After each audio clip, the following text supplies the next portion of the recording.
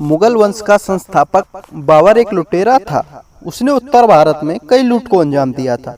मध्य Asia के समरकंद राज्य की एक बहुत छोटी सी जागीर फरगना में 1483 ईस्वी में बाबर का जन्म हुआ था। उसका पिता उमर शेख मिर्जा तैमूर शाह तथा माता कुनलुक निगार खानन मंगोलों की वंशज थी। चंगेज खान भी मंगोल था। मंगोल पहले बौद्ध थे, बाद में मुस्लिम बन गए।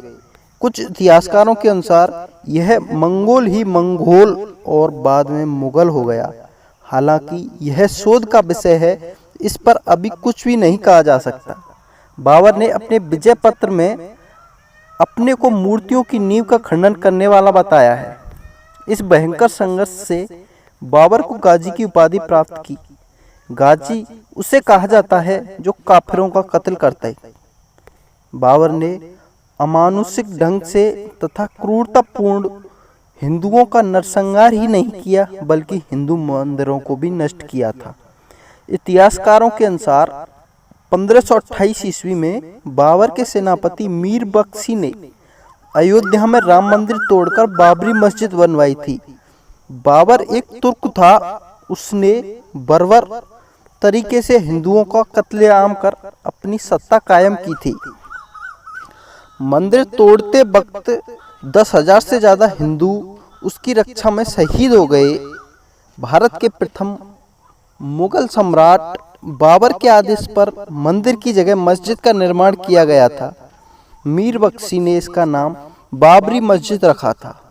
1940 के दशक से पहले मस्जिद को ई जन्म स्थान कहा जाता था।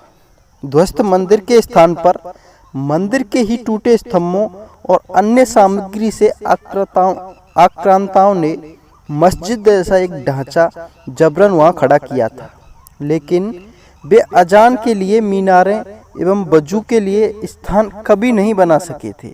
उस दौरान इतिहासकार के अनुसार राम मंदिर को बचाने के लिए 15 दिन संघर्ष चला था। अयोध्या में रक्त की नदियां बह गई थीं। 10,000 से ज्यादा हिंदू शहीद हो गए और अंत में आक्रांताओं ने मंदिर को तोपों से उड़ा दिया। हालांकि बाद में जब हिंदुओं का जोर चला, तब फिर मंदिर को वहां स्थापित किया गया, लेकिन फिर से तोड़ दिया गया। 1528 से 1939 ईस्वी तक श्री राम जन्मभूमि स्थल पर मंदिर निर्माण हेतु 76 से अधिक संघर्ष युद्ध हुए।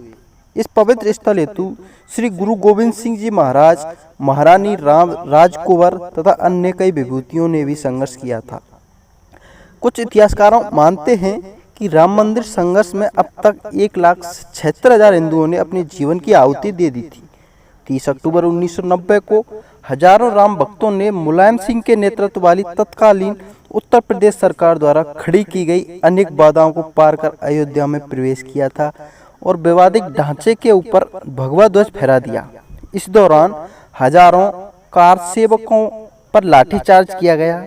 2 नवंबर 1990 को मुख्यमंत्री मुलायम सिंह यादव ने कार सेवकों पर गोली चलाने का आदेश दे दिया, जिसमें कोलकाता के राम कोठारी और शरद कोठारी दोनों भाई सहित राम भक्त शहीद हो गए। सरयू नदी को मुलायम सिंह यादव के आदेश से खून से रंग दिया गया। यही कारण है कि मुलायम सिंह यादव को आज तक कार सेवकों का हत्यारा माना जाता है। इसके विरोध में 4 अप्रैल 1991 को दिल्ली के बोट क्लब पर अभूतपूर्व रैली हुई थी। इसी दिन कार सेवकों के हत्यारे उत्तर प्रदेश के तत्कालीन मुख्यमंत्री मुलायम सिंह यादव ने इस्तीफा दे दिया था। अब हम बाबर के कुछ ऐसे किस्से बताएंगे जिनसे आपको पता चलेगा कि ये कैसा व्यक्ति था। कहते हैं कि बाबर के पिता उमर शेख को शराब पीने का बड़ा शौक था। वह बाबर को भी चखने के लिए देता था। बाबर की नसों में तुर्कों के साथ साथ मंगोलों का भी रक्त था। बाबर ने काबुल पर अधिकार कर स्वयं को मुगल प्रसिद्ध किया था। बाद में यही नाम प्रचलित हो गया। हालांकि वह कभी भी अपने को मंगोल या मुगलों से नहीं जोड़ता था। बाबर ने छल कपट से काबुल पर कब्जा किया था। बाबर ने अपनी आत्मकथा तुजुक ए बाबरी में लिखा है कि उसका पहला शिक्षक शेख मजीद बेग एक बड़ा अय्याश था, इसलिए बहुत गुलाम रखता था। आगे उसने दूसरे शिक्षक कुली बेग के बारे में लिखा। कि वह ना नमाज पढ़ता है ना रोजा रखता है, वह बहुत कठोर भी है। तीसरे शिक्षक पीर अली दोस्तगाई के बारे में उसने लिखा है कि वह बेहद हंसोड़, ठिठोलिया और बदकारी में माहिर था। हालांकि इसको लेकर बाबर ने आस्की पर शेर लिखे थे, परंतु जब बाबर ने बाद में उसे एक बार आगरा की गली में देखा तो उसने स्वयं बाबरनामा में लिखा है कि वह लड़का मिल गया जो हमारी शोहरत में रह चुका था। हम उसकी आंखें नहीं मिला पाए क्योंकि हम बादशाह हो चुके थे। बाबर की कट्टर और क्रूर था। उसने अपने पहले आक्रमण में ही बाजौर के सीधे साधे 3000 से भी अधिक निर्दोष लोगों की हत्या कर दी थी। यहाँ तक कहा जाता है कि उसने इस युद्ध के दौरान एक पुश्ते पर आदमियों के सिरों को काटकर उसका स्तंभ बनवा दिया था। यह नरसंहार उसने भेरा पर आक्रमण करके किए थे। बाबर द्वारा किया गया तीसरा, चौथा और पांचवा आक्रमण सैयदपुर, लाहौर तथा पानीपत पर किया गया था, जिसमें उसने किसी के बारे में भी नहीं सोचा। उसने रास्ते में बूढ़े, बच्चे और औरतों जो भी आया उसे काटता रहा। वह किसी भी कीमत पर अपने साथ ज़्यादा से ज़्यादा धन लूट कर ले जाना चाहता था।